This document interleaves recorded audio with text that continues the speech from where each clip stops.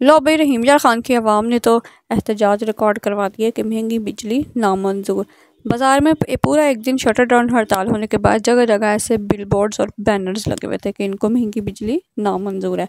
सीधी सी बातें भी होना भी चाहिए, इतनी महंगी बिजली कर दिया और इनको तो वैसे भी कमर्शियल बिल अदा करने पड़ते हैं, तो इनको तो चाहिए कि वो अब जो है इस महंगाई के ख़िलाफ़ जो है आवाज़ उठाएं।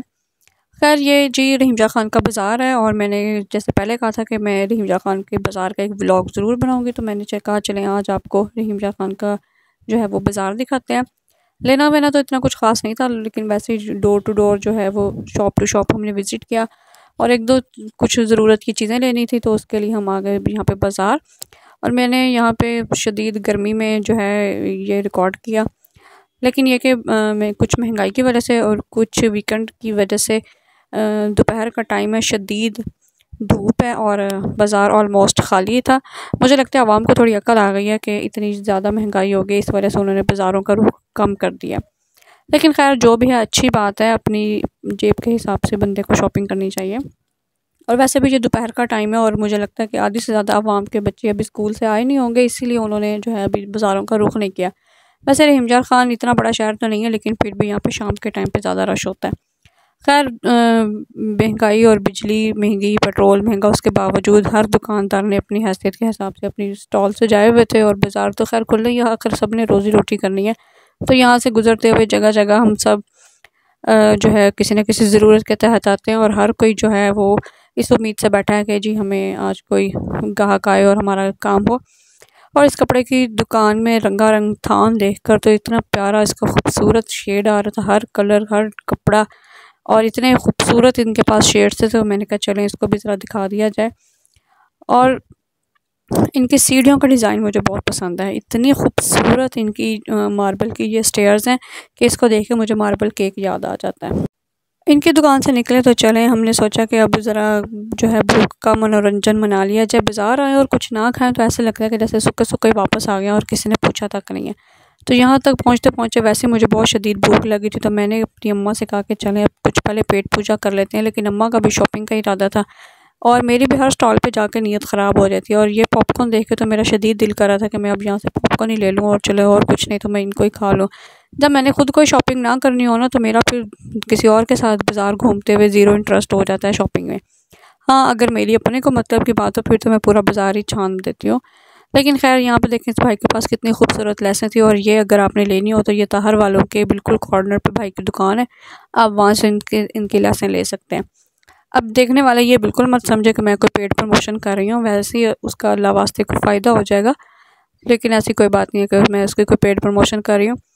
और ये रहीम खान की है मशहूर यूनस बेकरी। ये इनके यहाँ बाज़ार आओ और इनके समोसे ना खाओ, ये तो फिर बड़ी ज़्यादती वाली बात है। और मुझे शदीद भूख भी लगी हुई थी और यूनस खुद एक लोकल ब्रांड बनता जा रहा है रहीम खान का, और इनका हर फूड आइटम माशाल्लाह से बहुत ज़बरदस्त होता है। हमने मंगवा लिए थे फिर समोसे और साथ में इनका रशियन सैलिड। आप इनके डिज़र्ट्स में रशियन सैलिड, इनका ये रसमलाई खीर, स्पेशली खीर हाईली रिकमेंडेड है।